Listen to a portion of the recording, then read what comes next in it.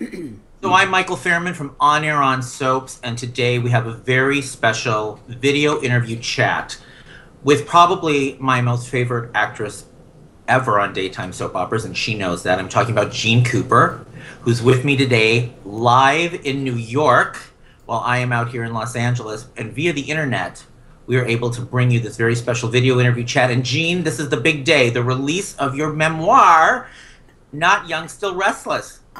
It's Exciting. exciting. I'm sorry you're not here. How I many wish I could times share have with you you. said to me, you have to write a book? You have to write a book. I Well, said I it. wrote one now. Shut up. I think I said that to you in your dressing room many times, and Oh, you'd be saying, "Can you believe this happened to me?" And I'm like, "Write the book, Jeanne." I do. Believe me, I remember those times, Michael. I really do. I know. But I'm totally out of my element here. You understand? I've stepped out of the box. There's a book, and I'm saying, and that is me? That's me.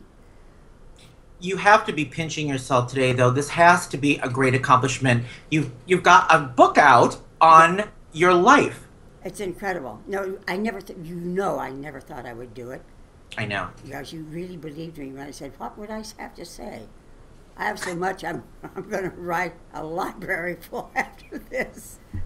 I've remembered so many things, unreal. Do you know it's hard to choose? That's why I leave it to you guys all the time. Right. I mean, I went through, like I said, this is a real page turner, Jeanne. I mean, it's like I read it in a day and a half, so I'm telling all the fans, you got to get it because it's like a novel, Jeanne. I mean, it's like I couldn't believe this all happened to one person. Uh, you, I'll tell you, I after I saw the completion, and of course HarperCollins is a fantastic group of people to be with, and I trusted them, and they did 100% what they were supposed to do. That's the publishing business, which I know nothing about. You think we're a kooky business? You ought to be in the publishing business. They are the greatest kookies you ever met in your life. But they put it together that it was me talking. They transferred a couple of chapters. I think Amy was the one in charge of editing here at Harvard. And Lindsay Harrison, I think you know Lindsay. I do know Lindsay through Yeah, there Hillary you B. go. Smith. Yes. Oh, yeah. Well, unreal how she has absolutely captured me. And she's the one who finally said, Jeanne, write the damn book. And I said, I would know where to be. And she says, very simple. Jeanne, here is a tape recorder. Just turn it on and say anything. And so about 3 weeks later, I turned it on and I said, hello, my name is Wilma Jean. I was born in Taft, California. I didn't do another word for 2 weeks. And then I thought, of course I was born in Taft, California. What else happened to me in my lifetime? And then it started. And it's amazing. In fact, Corbin dropped by the house the other day and I got the finished product, the cover, the hard copy. And it was on the coffee table and he said, Mom, I read this. There's a lot about you I never knew. I said, you ain't seen nothing yet. Absolutely. I read this and I've known you for probably 30 some years, Oh, yeah, plus. at least. And the things that happened to you, I knew about the alcoholism and the historic facelift and, a little bit of what happened with your husband, but I didn't know about but there's a lot that happened with your Boy, there's a lot you didn't know about it. and the affairs. And I said, boy, Jeanne gets around. I mean, I wish I had you slept with some pretty hot men, Jeanne. I guess so, yes. Yes, wonderful gents. They really were. And the ones I didn't tell you about, but then they weren't highlights in that department. Did you finally sit down yourself and read the book from front to back? Did you have a Yes. moment when you did that? Yes, I found it a very good read. I swear to God, it's the truth, Michael. I'm reading the book, and I get involved in it. About 3/4 of the way through, I said, "That's me. That's me. I'm talking. I'm reading." I read it like a novel, and I have to say that's all put together in the right manner, in the right way, so that you do feel I do feel you're reading a novel. It's something, and I'll tell you the biggest compliment you could pay me ever, and several have done the same thing, is that they started reading the book and they couldn't put it down until they finished it. Exactly, exactly. Isn't that What was wild? it's no, because I was like that. Yeah. I was like that. I had to stop though because I had to write something else, and then I had to go do the rest of the book. But you know, what was the hardest thing for you in front of the tape recorder of the difficult stories in your life, the difficult things in your life? Was there one that was hardest for you to go through and, you know, relive in your mind to be able to tell Lindsay and to tell the tape recorder and to tell the story? What was the hardest one for you, part of your journey? I think really the most difficult one of all was seeing all the red flags in a marriage, and I suppose giving up a lot of lovely men I could have married. I wouldn't have had Corbin, Colin, and Karen, but if I'd had 3 children by any other man, they would still be the most beautiful children in the world. You know, every mother thinks that. Well, not every mother, but most. That was very difficult because it's the most painful part of my life, of which was nobody else's business but mine, you know, and how could I be that honest with the children? I mean, they have every right to love their father, every right. But as I said to them, he is just a man to me. He's not my father, you know. He is just a man. And I have been, I guess the wound was I talked to you, well, you knew I was having trouble with my marriage at one point, but not to the extent that... Not to that extent, no. Yeah, and that had covered a period of years. But, you know, that was basically when I started the drinking, you know. And it'll do it, you know. You're really screaming for help. And I have to be very honest about this. Knowing you, having you as a friend, and a few others as friends, you see, Michael, you're the first person that's making me cry. You dumb you. I tend to do that, though, so it's okay. But you were support. You were a friend, and you covered up a well of things. You and a few others, and that was easier for me. And then, of course, when Bill Bell and Colin said, you know, rehab, it was like, thank God somebody answered. But your friendship, you have no idea. And at that time, we didn't see that. Well, you were around all the time. But that helps cover the wounds, the hurts. And you and a few others very, very responsible for my feeling safe while I'm going through all of this and being who I am on the other side, too. You know? Well, that's what was amazing to me, going through what you were going through off camera and in your life and the many battles, and being able to go out there. I mean, when I talk about a real pro, Jeanne, you're the real pro, because you would go out there and deliver these amazing, gut-wrenching, just divine performances as Catherine Chancellor that has won the hearts of millions of fans worldwide. I'm so grateful for that. And I never knew how. I was like, how does she turn this on and off? Because what was going on backstage was so horrific, you know? Yes. So I don't know how you did it, but, you know, how did you do it? Yeah, well, when you have no choice, I guess it's surviving the incident, and of which you know I am a survivor. You are too. You know, we've talked about what makes a person survive. Absolutely. And you know, I had 3 children. They were, you know, getting older, but they still had to have a director in their life, and that was me.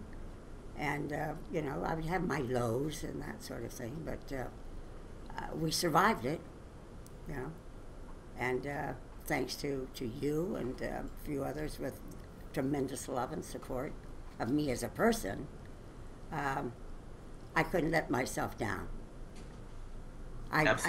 You made me know that I loved myself enough that I had to do it for myself. And that's a lot of things, you know, when I was talking about the themes in this book, there are so many themes in your book, Jeanne, that are, you know, universal. Yes. Yeah, well, I mean, you know, people cheat on people. People cover up things. People are molested. People are alcohol. You know, things happen. Yes. And people... it's not your fault. Right. So much is not your fault. And everybody, the blame game is, what did I do wrong? I didn't do anything wrong. The other jerk-offs did. You know, I said I'm minding my own business in so many of those instances. It, what did I just say? I said a sort of a dirty word, didn't I? Well, I say Oh, dirty okay, words. we're used to that. It's okay. Yeah. So we're all the got people on the show. Yeah, right, you got it. Uh, it's, I don't know, I shared a big hunk of my life with you, haven't I? Just in the business for it. But my problems are no different than anybody else's. And I put a lot of that into performance in many ways to say it's all right.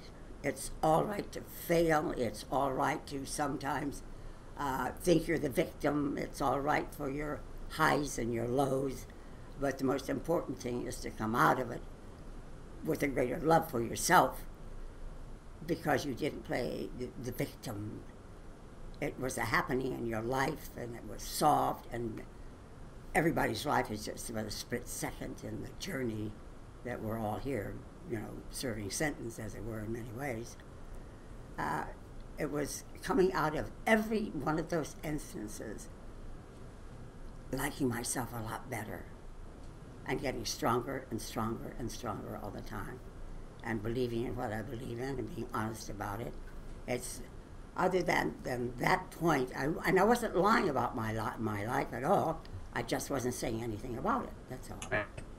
So in 2008, you win the Daytime Emmy for Outstanding Lead Actress in a Drama Series, and which was the best. Okay, that really was. That was the best. And I spoke with Crystal Chappelle over the weekend, and Oh God!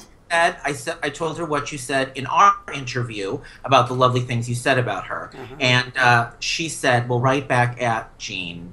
She is a tremendous, tremendous talent and friend, and you know her admiration for you runs so deep, and she remembers being there that night you won and cheering and clapping and you know for you. So I just wanted to pass that on. I told her we were talking today, and she said to give you her love." Okay, thank you very much. Yeah, she's special talent, that lady. Special. There's a lot of great talent. You know, someone was talking about something and said, "Do you know Linda Dono?" And I said, "Oh, I love Linda Dono." It's amazing what everything is coming up now. There's so many hundreds of people out of work, thanks to whoever. Yeah. Yeah. I have imagined you've asked a lot of people about that. But it was hearing these names pop that I've been so closely associated with through the genre of daytime. I've never met so many magnificent people if it hadn't been for the people across the United States and Canada and in Europe watching a daytime, you can call it a habit if you want, and that's okay too, because a lot of people like to escape for an hour a day.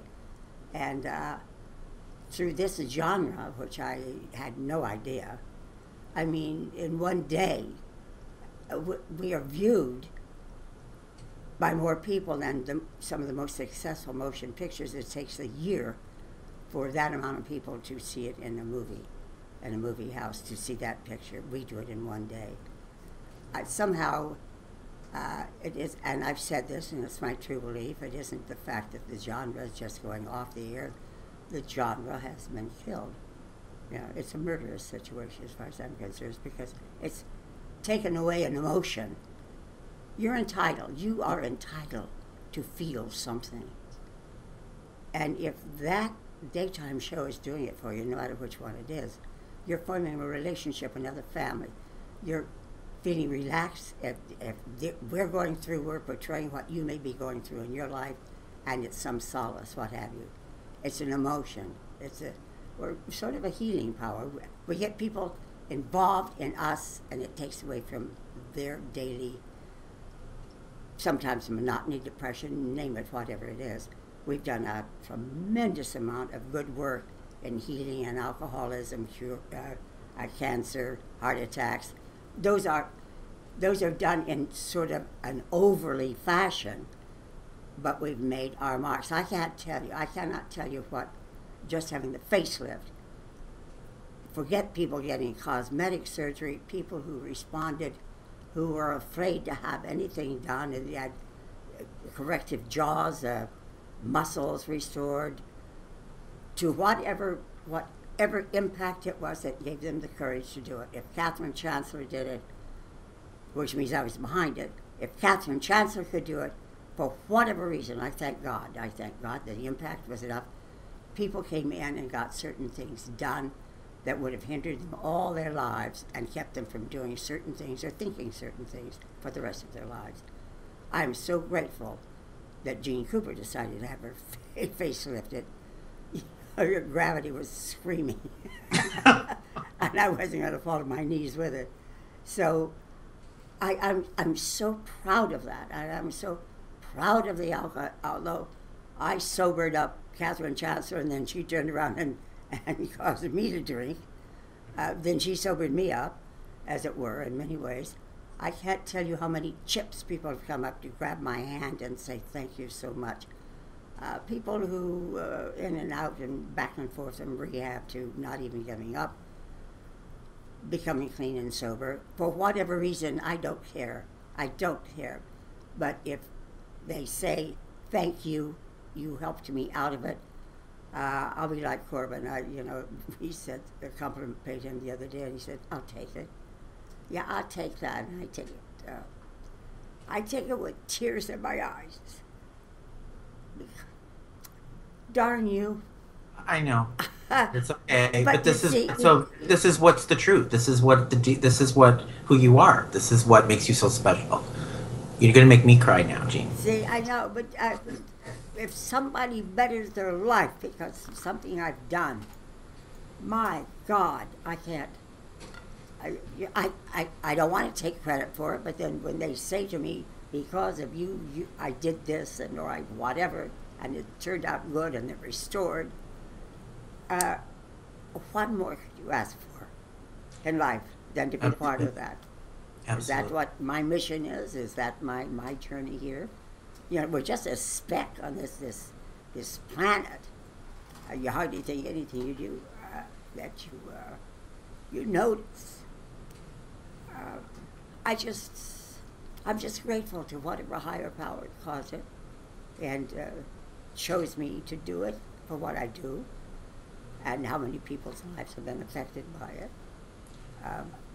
I think so many people have been affected by you in so many different ways, I mean, and I think that's such the legacy of a lifetime, to have an impact in this lifetime for people. And that's something you always said in your book, that you wanted to entertain people. It was really important for you to make the magic and to do that. And you did that. You've done it for decades. My God, 39 years in Young The Restless, soon to be 40. You can't, those are amazing milestones and amazing accomplishments in a lifetime. I wanted to touch upon something that you were talking about regarding the soaps. We've just had a major shakeup at Young The Restless with Maria Bell. And I'm out of town, thank God. And you're out of town. You missed the bombshell. Oh, boy. Jill Farron Phelps is now the executive producer, and Josh Griffith is the head writer. Josh, how do you feel about what just happened? So many people have asked me, how does Jeanne feel? I know, it's totally amazing. I got a call from Maria. I got a call from Steve Kent, which is a tremendous compliment in both ways, to want to know how I felt and explain their side of the story. I'm just an actress, So we were talking about Maria Bell being let go for a position at Y&R as head writer and executive producer of the show, and in came Jill Farron Phelps and Josh Griffith as your new executive producer and head writer. And I was wondering what you thought about the change, and you were basically starting to tell me that you got a phone call from Steve Kent and Maria. Is that correct? Yes. And you, okay.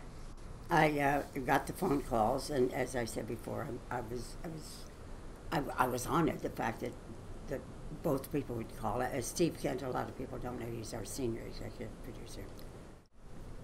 I have to say, in Maria Bell's defense, she was serving two hats. One was the MoCA, the Museum of Creative Arts, and the Young and the Restless.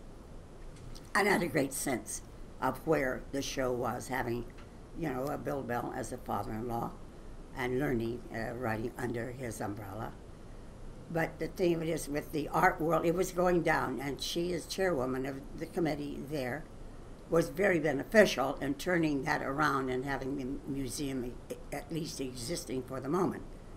And as we know, arts through the time has been found on walls and in the ground, what have you, to let us know what happened in that period of time and so on and so forth.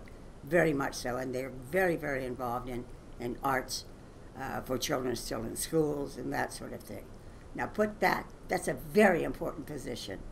Now put that on top of writing a #1 show, and what she was trying to do, which kept her from the show a great deal of time, thinking she had the right people at her back at every turn, knew and laid out storylines, assuming that her writing team is taking care of that, and trying to make it blend so that she could also maybe teach this preservative of fine things through a show that was open to that sort of thing if the storylines had been correctly done. And so consequently, and we talked about this, it's very difficult to serve two major things without paying more attention to one than due to the other. I think Les Moonves is the greatest example of having the right people around him. He can't deal with every mundane thing that comes along, but he's still in charge of everything. Is very important, but the team he has around him are dynamite people. God forbid one should cross him, I'll never be in show business again. But Maria was trying to blend the two, and consequently the Young and the Restless suffered for it, because sometimes you would receive a script of where the character is doing and saying things that the character would never ever do and say, even if you were changing that character to later on say those things or do those things. It got to be ideas. They would shoot an idea rather than someone's story, someone's life. When you're dealing in daytime, you take a character, and in my case, at 83, I've been on it ever since I was 45. Where else in God's green earth can especially a female, have a major part in something such as acting from to whenever? And that affords a great thing, but you've got to make Catherine have something to do that is Catherine. You just can't have her say, hello, you shouldn't do that. You know, Victor, shame on you. Don't ever do that again, Nithy. That's not, Catherine would say that, but that's only part of what she would say. You know that. And Maria thought everything was being taken care of. Now, I say that in her defense. Yes, she was gone a great deal of the time, but she was gone for Mocha. She wasn't just out saying, I'm having a good time here. She tried to make it like this is the world today and this is the way it's going to be, and it just failed at one point. That's in her defense, because she really thought it would work. It just was never implemented so that people would accept it. You cannot take away characters that people have grown up with and say you can't have your aunt or your uncle or your lover or your grandma, your grandpa. You can't have them anymore. I'm discarding them. I'm throwing them out of your life. You cannot rob a person of their emotion, especially when they've supported you over a period of years. And the fans, I say fans, I don't know why I use that, because I always like to think that, and I've never played down to them in any other way than to say that I'm showing you how you feel. I'm expressing for you what you can't express. I think had she really listened to the audience that was already there, that we've established over the years, had she not been influenced by, and just to take away nothing, I don't know who they are. Well, I do a couple. I lie there. Yeah, I do. I do, you do, and a lot of people do. We know. Okay. We know. And to lie about would be silly, because, and the viewers, they view it because they like it. They're not forced to do something. Now they're forced to say, you can't have daytime. You know, please. What? The higher ups and in, you know, the ABC, if they're clearing their schedule of all daytime things, what is not to lead us to believe they may be implementing people into our show to make sure we go down the tube. And so that's what it's a fear that the audience has, that they're trying to get rid of us. Right. It's so bad right now in the whole for yeah. everybody. Yeah, I mean, and because they feel so, Cheated. they're so betrayed. They feel by Yes, what happened with betrayed. ABC Good Daytime. word. They've invested all of their years and time Yes. with these characters, and so now anytime there's a change anywhere, it's like, well, they're only doing this because in 6 months they're going to kill the show. That's right. So right. So I understand that. How do you know Jill Farron Phelps? I know you know Josh Griffith because he's written for the show. And Josh is a lovely and very talented man. Very talented man. Jill, I don't know well. I have yet to meet her. I don't know if she'll like me, and I don't know if I should like. You know, I have nothing against her, except if she doesn't do a great job, then she goes the way of everybody else. I'd hate to see. We've become birth of a nation. We literally have. And sometimes you go to work and you're looking at a strange face, and you say, "Who are you?" And they're the new so and so. And I said, "My God, you're only seven years old 2 weeks ago. Now you're 25." You know, this whole switching immediately on the audience. When you bring anybody new into the family, I don't care. It's say, "All right, here you are. Your family adores you, loves you, what have you," and all of a sudden, you marry a girl and bring it into the family, your family. Your family can accept you because she's marrying you and you are somebody's son. But it takes a long time for that individual bond. They have to nurture that woman you married. They have to nurture. She has to be nurtured until all of a sudden she's a very integral part of the show or the family. It doesn't happen in a day in real life or any other life. You know, everybody's so much in love that, you know. And here's the other thing that we're doing now. I mean, you say, "Hi, my name is Edith. My name is John. Let's go to bed." Sometimes they don't have to say it. They just go to bed and then introduce themselves, you know. And porn stars have said, "Hey, you know, leave that stuff to us. We do it better than you do. Just let us have our stories back again." What would you like to have? Okay, so let's say you have a chance to talk to Jill, and you go, "Listen, I'm Jeanne Cooper. I played Catherine Chancellor. I'm the Grand Dame of Genoa City." Would you say, what would you like to tell her that you'd like to do in story? What would you like to tell them? What do you want to do next in story for Catherine? What would be good and fun and interesting? Good, fun, and interesting. To tell them. Oh my God! Well, the point is, I'd like them to you know, to go back. It isn't just for me, because if it happens, it would include me and every other person. Everybody's so excited when some of the core people come back. None of them are old and decrepit. You've got you've got Beth Maitland. You've got the Abbott family. John is even a ghost. The point is root family with all kind of dysfunctional children, which is a normal family. Absolutely. Bring it back to the family, eliminate the birth of a nation. And of course there's so many that you'd have to kill off. I would say what one should do is that Genoa City adopts a sister city, and the sister city is going to have a tremendous charity drive. And the sister city of Genoa City climbs aboard a plane to fly to their sister city, and it crashes. That way you don't have to explain how anybody died, why They're all just gone. Yeah. One big funeral, and homage is paid, and let's go back to family, dysfunctional or functional, but let's concentrate. Let's not do Birth of a Nation, because it's so vast that even I'm not too terribly interested. I hope for all the success in the world, but boy, oh boy, oh boy, it can't be all about cell phones and Cell phones and what?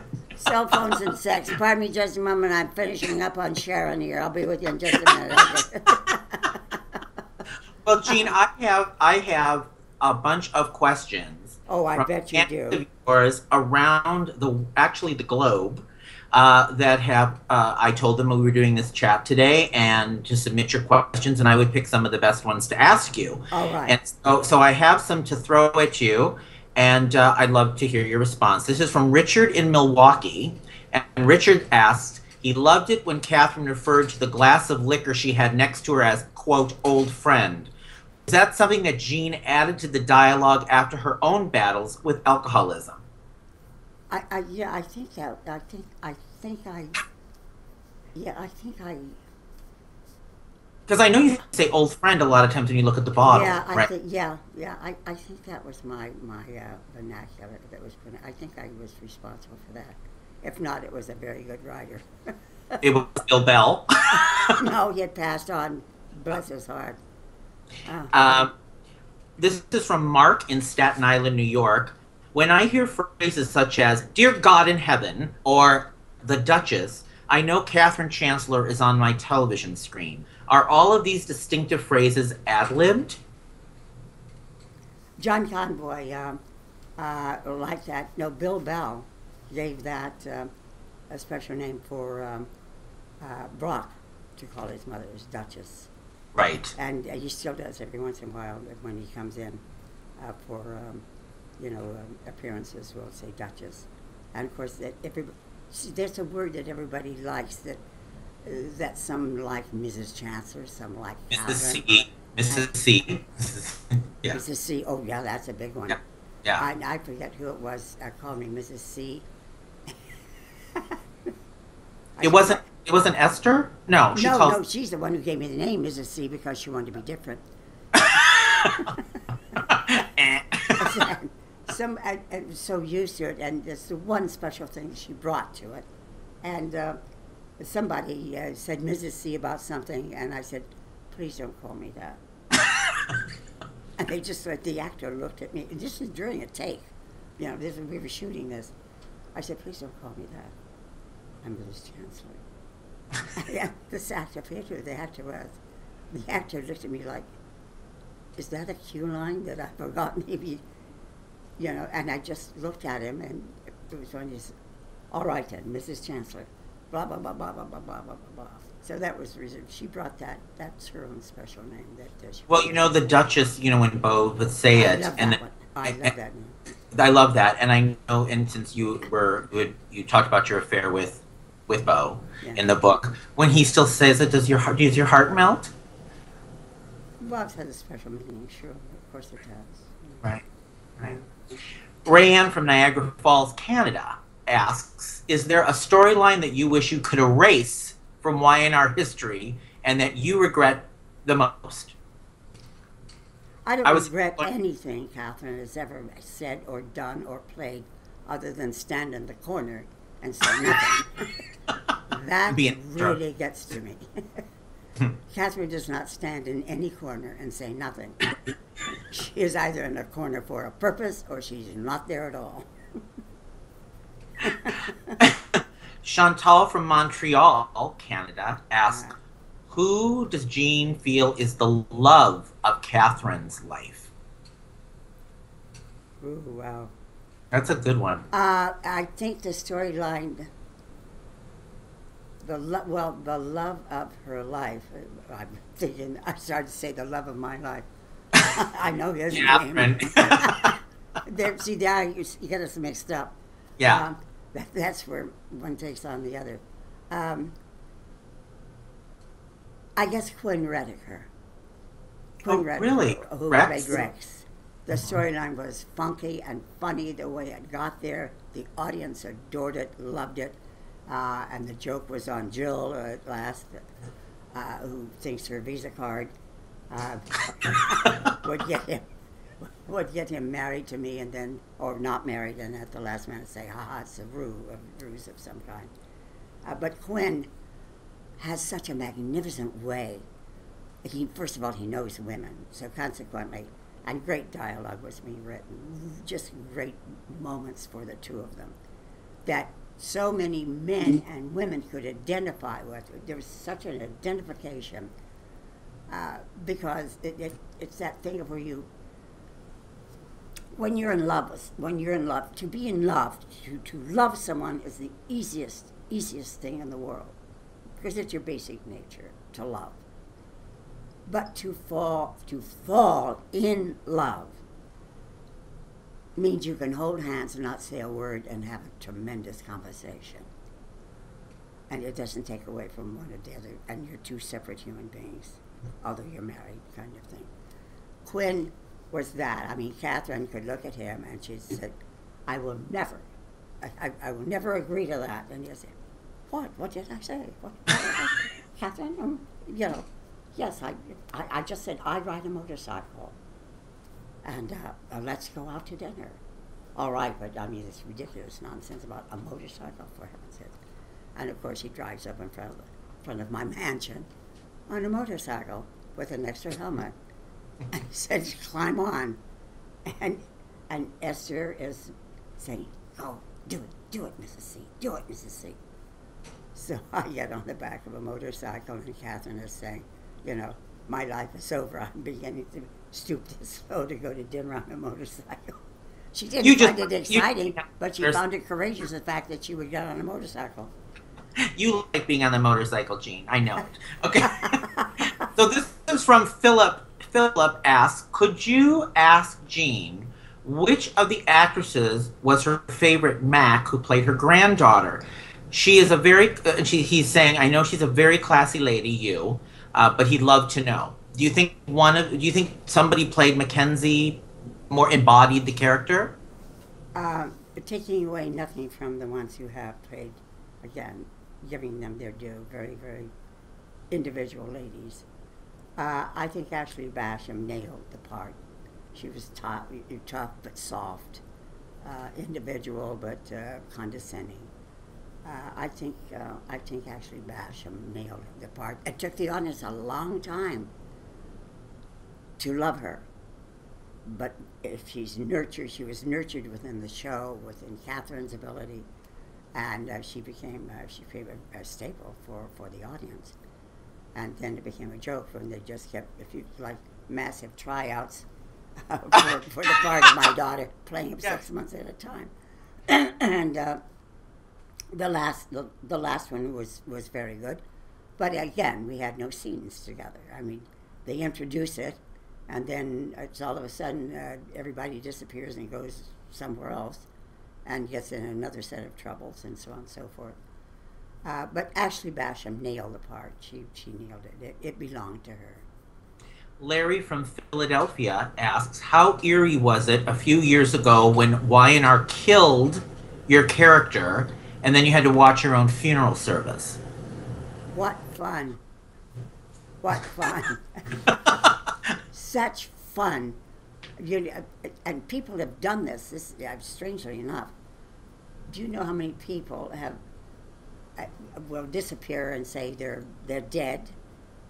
They've been announced that they're dead, not missing, and they have a memorial for them and what have you, and they go to their own to see how people react, who really loved them and who didn't love them. It's a spooky feeling, especially when you have to get in the coffin and pretend you're the other person, that you're really not Catherine, but that's the spooky thing. That's when you wanted triplets and have the stunt woman be the third party getting the coffin as you view it. But it was interesting, and it's very, very true, standing there and realizing, a lot of people who you thought were your dearest and kindest people that loved you look and finally say, thank God you finally died. That's life. You can't hate anybody for it. That's life. There are people like that. Marty from New Jersey asks, I want to know whose idea was it to have Jeanne's facelift televised? Was that your idea? I never thought of Bill Bell Sr. At the time said, I don't, I'm a little bit frightened to ask you this, but do you just suppose, Jeanne, that you're doing this, if we were if we could use it as a storyline. And I said, well, yes, Bill, go ahead, because if I come back looking a little bit freshened, Catherine's going to look a little bit freshened at the same time. And so that was his idea, but he agreed to do it in a documentary fashion, of which he and Elizabeth Harriver did work together on that. And what amazing that was. That was the first. We talked about this. It was really the first reality breaking of reality. President of CBS before Nina came in.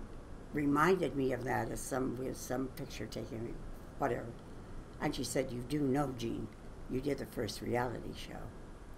I said, "You're right, I did, didn't I?" Yeah. And you know really? Who she was at the time I was doing that? She was the legal secretary for That's all right. of CBS and the hospital and every doctors and everything. That amazing. It's amazing. Yeah. I've got a question from Jeffrey. He says, what are your thoughts on ageism today in daytime specifically and in Hollywood in general? His concern is that in the past, when there's been a shift in regimes like you're going through now at Y&R, that a character who was a veteran character, an elderly character, got shoved off the canvas, like Anna Lee on General Hospital he was alluding to. She wasn't given much airtime after a regime change. So do you think ageism is an issue on soaps and in Hollywood in general? Well, I think ageism, in the case of Anna Lee, I don't know what the circumstances were there. Bill Bell certainly never thought anything of that. In fact, he didn't want to lose the character. I'm sure he would have said, if you die, can we bury you as a storyline? Right. But I think I was also a great one to add to that, of that, as long as you have a purpose and you fit within the story, you do not change your stories or your stories, other bylines coming into it because somebody gets older. If they can't perform, if they physically cannot perform, one can understand that. But as long as you can walk and talk and be somebody besides, that someone they have to take care of and that sort of thing, although Bill would have continued that, and the Bells have, at this point, it certainly is never... let's put it like this. If I had that problem, I would blab. You think I wrote a book now? I'd really write a book. Right. So you'd go to him and say, I'd really write the book. You better keep me on. Yeah. Because, If you don't want to move into the Midwest, you've been East Coast, now West Coast, you move to the Midwest. Yeah, Catherine, absolutely. I would fight for her because I'll tell you why. There are a lot of people out there who are no longer even 70. What are we supposed to do? Say, go out in the barn. And well, that you don't they don't matter, and they're not seeing any part of their lives portrayed on television. You want a great laugh? Who is this? Who asked this? From New Jersey, right? Yes. I'm doing a book signing in New Jersey, but to answer this person, I had a letter which I don't mean to put the man down at all. I looked at myself, and I looked at the situation. I got a fan letter that came to the house. I rarely will ever answer those because I don't know who they are or what they do. But this was so dear. I said, I've watched your career, as I have watched your career. You are just a blah, blah, blah, blah, blah. Just absolute stunning compliments. Said, and it would please me so much if I could have a signed autograph picture of you.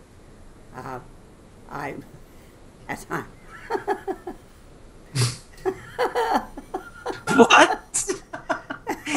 As I'm a 94-year-old retiree, I would like to have your picture as my pinup girl to hang on my wall in the retirement home. I love it. I love it, and I thought, what a gutsy, how marvelous. See, that sort of thing. Some people would be insulted. I think it is so divine and so funny.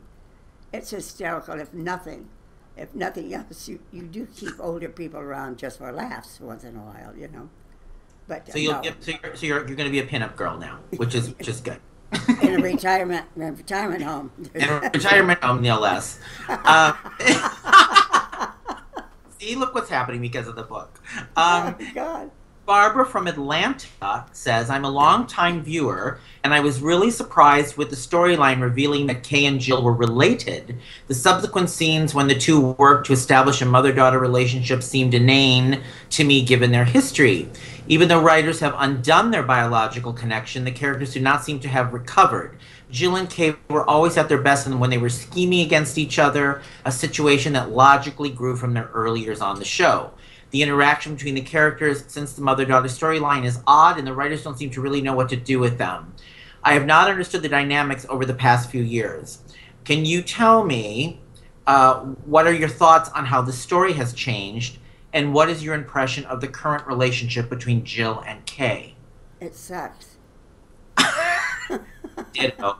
Yeah, the fun and the drama of the two. I mean, she and I became, listen, one year we were chosen a super couple because it was a love-hate situation, you know, that every mother and daughter sort of go through period in their lives. It was one of those things that it's like cartoons, you know. And I tried to say to Jill one day, I said, because she said, I'm such an ass. I'm acting the most stupid person in the world. I said, come Thursday in your paycheck, yes, it pays well to be stupid and crazy. I said, stay stupid and crazy. That's our relationship. It's like the cartoon, who is it, Roadrunner. He's pitting all of the ways to kill his opposition and planting dynamite sticks and that. And the proper time comes, and it reverses itself and blows up Daffy Duck. And I said, Jill shoots herself in the foot every time she turns around. That, I said, people, when they get identified with a certain way of doing things and the audience loves it and they yearn for it, that is a successful forming of a relationship or a character that you've chosen. And she just said the other day, because she's taking a leave of absence, 6 months or so from the show, to find out. She said, I just want to find out who I am. And I said, I guarantee you won't like it when you do. You got Jeff Walton, right? Jeff Right. Walton. Jess Walton. So anyway, it was a grand relationship. It was beautifully formed. Then they chose to ruin the whole thing by making her mother and daughter. But then at that, they could have still written into the differences of opinions that they still could not agree on anything. I mean, the ridiculousness of a line drawn down the middle of the mansion. Half hers, half mine, you know, please. You know, we never ever fought over that again. You know. There is Dan from Washington State on the same line of you and Jill. Said, how much fun was it doing the cake fight with Jess Walton a few years ago? That was awesome television. Really, all the fights she's been in with Jess are so memorable. Was it difficult doing all of that rolling around? No, not really. It was just a matter of, we decided we could do better than the stunt women. Yes. And we did. It was and the stunt ladies were very happy about it. We would think of things to do. We would suggest things to do, for things to come, you know, make it easier for us to concoct something legitimately, rather than it's time for Jess and Jill and Catherine to have an argument or a fight or whatever. Because they were beginning to put them in just as, let's have Jill and Catherine fight now. Right, Dumb. for no That's reason. dumb. Right, yeah. You know, their arguments and their things just come out of situations of, she'll say something dumb as Esther would say, and Catherine has to look at them both like, how do people like you exist on the same earth as I exist? You know, and it comes out of the natural structure of the scene, not let's have them argue, let's have them fight, or what have you. But you didn't mind getting cake all over you, was the question. Cake scene? Oh, please, I loved it. I got to smack Melody with a smidge of it. And she loved it. She was almost jealous that in rehearsal we weren't going, and it goes on you. So whenever I swiped it, it really went across. And she had a big glob sticking on the side of her So head that you didn't see. And she loved it because it came as a natural thing. Oh, Well, dear. Jeanne, this has been such a treat for me to celebrate with you the release of your memoir, and to, I always love the fact that I've been somehow put in your orbit in life to celebrate all the great milestones in your life. From the legacy as Catherine, your Emmy win, your Lifetime Achievement Award, which you have to read about in the book, Yeah, and yeah. all your journeys, and to go on this with you today is really, really special to me, and I'm so glad I got to do this with you. And I think everybody should go to the bookstore starting today to get Not Young, Still Restless, Jeanne Oh, Cooper's memoir. It's just really, really wonderful, and the fans love you. Everybody's written me so much to tell you their love and their thanks and their appreciation of your years of work on Y&R. So much love to you, Jeanne. Much love thank to you. you. And Thank you, future Michael. success. Thank you. And thank you for sharing. What a treat for me to have you do this. Me too. And to all of them out there, thank you so much for watching. Thank you so much for being loyal. And I hope I've pleased you. And when you read the book, I hope you know more about me than you knew before. Some of the things I just hope you like me more, because I will like you more if you buy the book. Thanks, Jeanne. Have fun in the Big Apple. God bless, and I am. They're super here. Tremendous people. Love them to pieces. Well, they better be good to you. All right. All right, darling. Take care. Bye. Love you. Bye.